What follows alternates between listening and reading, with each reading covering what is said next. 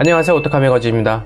오늘은 쌍용 렉스턴 스포츠와 스포츠칸, 브로셔 유출 및 가격표 유출에 대한 얘기와 쌍용 인수의 새로운 국내 자본 회사인 에디슨 모터스에 대해 얘기를 해보려 합니다.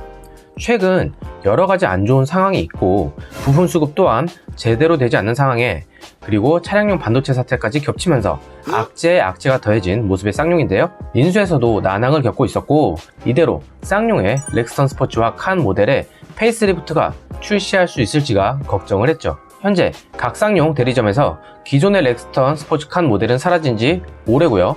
신형 모델의 출시가 곧 다가왔음을 알리고 있습니다. 우선 외형을 보면은 올류 렉스턴의 디귿자 형태의 DRL이 적용되지 않은 것을 알 수가 있고요. 헤드라이트 모양 자체가 기존의 것 그대로 쓴 것을 알 수가 있고, 전면 그릴이 굉장히 커지고 세로형 LED 안개등이 들어가면서 더 카리스마 있는 모습을 연출했습니다. 마치 미국 전통 픽업 트럭과 같은 그 웅장함이 보이는데요. 아무래도 올류 렉스턴의 디귿자 주간 주행등과 그릴 형태는 플래그십 세그먼트의 독자적 디자인으로 칭하고, 나름 독자적인 디자인을 타는 그런 기분을 주기 위해 차등을 둔 듯하죠. 칸이라는 레터링이 그릴 상단에 들어간 모습이고, 솔직히 쌍용 로고만 뺀다면은 수입 픽업 트럭이라고 느낄 정도로 좋은 모습을 보입니다. 범퍼 하단에는 플라스틱으로 마감했는데 단순한 모양이 아닌 나름 디자인을 적용, 측면 휠하우스 부분에 더 두터워진 플라스틱 부분의 모양과 사이드 로크 패널 부분까지 단순하게 두르지 않고 근육질 같은 모습을 하고 있죠. 그에 반해 차 문은 단순한 모습을 하고 있는데, 이 부분이 튀어나오게 되면 오프로드의 코너 진입 시 긁히거나 진입각과 탈출각 사이에 변수가 생길 수가 있으므로 밋밋하게 적용한 모습이 보이죠. 사이드 부분에서 로커 패널을 빼면은 달라진 점이 없죠. 기존 렉스턴 자체가 워낙 풀체인지급으로 나왔기에 페이스리프트에서도 본래 이 정도에도 많은 변화를 준 거라고 생각을 합니다. 쌍용 입장에서는 큰 변화가 있어야지만 판매량 증가 및 신차 효과를 좀 더 가져갈 수 있기에 전면부에 큰 변화를 준 것이죠. 사이드 리프터 포함 사이드 미러 역시 기존과 같은 것을 사용을 했고요. 휠은 변형된 5스포크 휠을 적용했는데, 이전 모델의 트윈 5스포크 방식과 달리 두터운 5스포크의 방식을 선보였고요. 리어 부분에는 테일램프가 기존의 크롬으로 둘러싸인 부분이 사라지고 LED 등의 모습이 달라진 것을 알 수가 있고요. 기존에 어떻게 보면 좀 유치하다 싶을 정도로 칸 글자가 단순하게 붙은 모습이 아쉬웠는데, 이번에는 음각으로 파여진 스포츠라는 글씨가 새겨져 있고요. 이런 건 최근 미국 전통 픽업 트럭에서 보여준 모습이고, 너무 밋밋하지 않게 블랙으로 포인트 및 기존보다 훨씬 멋스러움을 보여줍니다. 예상외로 카키색이 잘 어울리지만 그래도 레드 색상이 참 잘 어울리는 모습을 보이는데요. 기존의 어색한 인상을 확실히 또렷해진 이목구비로 변화한 게 기다린 분들에게는 좋은 모습일 듯 합니다. 실내는 현재 자세한 사항이 확인되지 않지만 렉스턴의 전자식 기어노브가 아닌 기존 기어노브를 사용한 것이 가격표를 보면 나와 있고, 전자식 파킹 브레이크와 오토홀드가 없는 모습이고요. 좀 아쉬운 부분인데요. 가격표를 살펴보기 전 기존보다 깡통 트림은 60에서 90만원 사이, 최고 트림은 100에서 150만원 정도가 가격 상승한 모습인데, 옵션 선택 사양으로 오토홀드와 전자식 파킹 브레이크 시스템이 들어가면은 기존 모델보다 약간 더 차별화시켰을 텐데 하는 아쉬움이 드네요.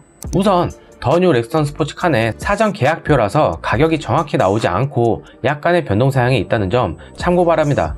와일드 트림은 2856에서 2906만원이고요. 엔진은 2.2 디젤 엔진, 그리고 아이신 6단 자동 변속기 및 언더커버가 들어가 있고요. 서스펜션이 더블 위시본과 5링크 서스펜션, 그리고 가스 쇼업 셔버입니다. 6단의 자동 변속기라서 아쉬워하는 분들이 있을 텐데, 만약 8단 미션을 사용한다면 단가 자체가 더 올라갈 것이고, 최대한 인상폭을 줄이기 위해서 기존 파워트레인을 그대로 사용한 듯하죠. 이미 오랫동안 사용하여 검증된 아이신 6단 자동 변속기에서 각 단마다 RPM을 활용할 수 있던 점이 6단 변속기의 장점이라면 장점이라고 할 수 있습니다. 외관에서는 17인치 알로이 휠과 235의 70R 17인치 타이어가 들어가고요. 프로젝션 LED 헤드램프와 LED 주간주행등 및 세로형 LED 안개등이 들어가고요. 전동으로 폴딩 및 올토 폴딩 되는 사이드 미러를 적용했다고 나오죠. 시동이 끄면은 자동으로 접히는 사이드 미러는 미국 전통 픽업 트럭인 쉐보레 콜로라도 4천만원짜리 트림에서 없는 부분이라 가격 대비 상당한 이점이라고 생각을 합니다. 물론 단순한 옵션 비교지만요. 내장 사양으로는 블랙 인테리어와 헤드라이닝, 그리고 패턴 그레인과 인조 가죽 시트, 기존과 같은 아날로그 클러스터 및 5인치의 TFT LCD 화면, 도어 스커프와 수동식의 틸트 스티어링, 2열에는 센터 암레스트 및 핸드 파킹 브레이크, 1열에는 A필러 그립 핸들과 B필러 어시스트 그립과 화장 거울 및 램프가 들어오는 선바이저, 헤드램프 각도 조절 장치 및 선글라스 케이스와 2열 폴딩 시트, 대시보드 하단에 인조 가죽 감싸기와 1열 시트에 슬라이딩식 헤드레스트가 들어갑니다. 편의 사용으로는 열선 스티어링 휠 및 스마트 키 시스템, 오토 클로징 시스템, 즉 시동을 끄고 몇 발자국 벗어나면 자동으로 클로징이 되는 거죠. 헤드램프 에스코트 적용, 이것은 시동을 끄면 몇 초간 헤드램프가 비춰주는 거고요. 일반 크루즈 컨트롤 및 와이퍼 결빙 방지 장치 및 수동식 에어컨과 2열의 에어벤트와 1열의 열선 시트, 원터치 트리플 시그널, 이것은 살짝 방향 지시 등을 눌러주면 3번 자동으로 깜빡이다 멈추는 시스템이죠. 운전석에만 적용된 원터치 오토 다운 파워 윈도우 및 글로브 박스 램프와 배터리 세이버, 그리고 12V 파워 아웃렛과 오토 비상등 스위치가 기본 사양으로 적용이 되고요. 여기서 원터치 오토 다운 파워 윈도우는 아래로 내려가는 것만 오토 다운이라는 겁니다. 안전 사양으로는 운전석과 동승석 에어백, 그리고 ESP 자세 안전장치가 있는데, 이는 일렉트로닉 스테빌리티 프로그램의 약자로 차체의 자세 제어 장치입니다. 스스로 미끄러짐을 감지해서 바퀴별로 브레이크의 압력과 엔진 출력을 제어하는 장치인데, 자동차의 안정성을 높이는 장치라고 보면 되고요. 제조사마다 ESP, 그리고 ESC, 그리고 DSC 등 조금씩 다르게 표현하지만은 전체적인 기능은 비슷합니다. 타이어 리페어 킷과 타이어 공기압 시스템과 운전석에만 있는 시트벨트 리마인더, 그리고 스피드에 반응하는 오토도어록과 이동식 비상삼각대 및 도난 경보장치, 파킹 브레이크 위닝 시그널, 2열 센터 이점식 시트벨트와 후방 주차 경고 센서를 적용을 하고요. 멀티미디어는 블루투스를 지원하고 옥스 단자와 6개 스피커를 제공을 합니다. 깡통 모델에서 아쉬운 점은 최근 현대나 기아는 일단 기본차 가격 상승 후 에어백과 기본 안전 시스템, 특히 긴급 제동 및 충돌 후 브레이크 시스템, 이런 기본 안전 사양에 대한 것을 전체 적용 후 옵션에 대한 차등을 주었던 반면에, 쌍용 같은 경우 아마 최고급 트림의 판매량이 늘어야 하는 부분이 있기에 이런 부분에 대해서 차등 적용한 것이 보이죠. 다른 것보다 에어백 같은 경우 커튼 에어백까지는 기본으로 적용했으면 어땠을까 하는 아쉬움이 남습니다. 옵션 부분은 전 트림 공통선택 옵션이 4륜구동 시스템 180만원이고요. 차동기어 잠금장치, 그리고 험로 탈출에도 쓰이는 LD 시스템이 30만원이고요. 세이프티 썰루프가 45만원, 좀 전에 말한 사이드와 커튼 에어백이 40만원, 고정식 사이드 스텝이 35만원이고요. 와일드 트림, 즉 깡통 트림 전용 선택 옵션은 밸류업 패키지가 135만원인데, 여기에 ETCS, 즉 하이패스 시스템과 ECM 룩밀러 및 오토 레인 센싱 및 오토라이트, 그리고 운전석의 전동 파워시트와 속도 가무명 파워스티링, 그리고 통풍 시트, LED 턴 시그널 램프와 DRL이 적용이 되고 18인치 휠로 업그레이드되는 인 익스테리어 스타일 패키지라고 보면 될 듯 하네요. 다음 스마트 드라이빙 패키지 1이 60만원, 2가 70만원을 마크를 하고 파워리프 패키지가 75만원입니다. 일단 스마트 드라이빙 1이 후측방 경고 BSW가 들어가고요. 차선 변경 시 소리로 경고를 알려주는 것과 후측방 접근 경고 시스템이 포함되고, 2는 1과 다르게 긴급제동 보조 및 전방 충돌 경고, 그리고 소리로만 알려주는 거죠. 차선 이탈 경고, 오토 하이빔 시스템 및 앞차 출발 알림 시스템이 포함된 게 2입니다. 파워리프 패키지는 리프 서스펜션이 여기에 달리고요. 17인치 엑스트라 로드 타이어가 들어가게 되는데, 확실히 이 부분에서는 용도의 확실함, 즉 비포장 도로 같은 곳을 화물을 싣고 거친 길을 자주 다니는 분들에게 추천하고 싶고요. 왜냐면은 밸류업 패키지를 한 후에 파워리프 패키지를 하면은 18인치 휠이 아닌 17인치 휠로 적용이 되기 때문이기도 하고, 본연의 5링크 서스펜션이 주는 데일리카로 사용이 가능한 승차감을 빼고 판스프링 방식인 리프 서스펜션으로 바꿀 이유가 분명히 있어야지만 선택을 하는 게 맞다고 봅니다. 여튼 일반 스마트 미러링 패키지는 60만원인데 여기에 안드로이드 오토와 애플 카플레이가 적용이 되고요. 8인치 터치 스크린 및 후방 카메라와 음성인식, 음원 저장의 서비스를 제공을 하고 9.2인치 스마트 미러링 내비게이션 옵션이 120만원으로 깡통 트림 옵션 설명을 마무리를 짓고요. 개인적으로는 만약 깡통 트림에 데일리카로 사용 시 가성비 옵션을 붙인다면은 2,856만원에서 LD 시스템인 30만원짜리, 그리고 커튼 에어백 40만원, 스마트 드라이빙 2 70만원을 더한 가격인 2,966만원 정도로 생각할 듯 하고요. 이 정도면은 국내 픽업 트럭 시장에서 정말 충분히 강점이 있고 데일리카로 타면서 경량의 화물을 싣고 다니는 정도로 충분할 듯 하고요. 화물용으로 따로 하고 싶으면은 아예 완전 기본 트림의 파워 리프 패키지 1개, 그리고 LD 시스템으로만 해도 충분할 듯 합니다. 가장 가성비 트림은 당연히 프레스티지 트림일 텐데요. 이 프레스티지 트림 3,165만원에서 3,215만원 사이를 마크를 하고 기본 사양에서 변경되는 것은 LED 안개등이 들어가고 HID 헤드램프가 들어가는데 가이제논 방식의 스티어링 휠 방향으로 돌아가는 것이 아닌 좀 더 밝은 광원을 갖고 있는 램프라고 보면 되고, 프로젝션보다 더 또렷한 밝기를 제공을 하죠. 18인치 알로이 휠과 LED, DRL 및 턴 시그널 램프, 그리고 LED 리어 콤비 램프가 들어가고요. 내장 사양은 가죽 기어 노브와 수동식 텔레스코픽 스티어링 휠 및 7인치 컬러 클러스터 LCD 화면을 제공을 하고, 편의 사양은 속도 감음형 파워 스티어링 휠, 운전석 전동 시트와 럼버 서포트, 그리고 운전석의 세이프티 파워 윈도우와 오토 업앤다운을 제공을 합니다. 하이패스 시스템과 20 룸미러, 렌 센서 와이퍼랑 풀 오토 에어컨 및 1열 통풍 시트와 오토라이트 컨트롤이 들어가고요.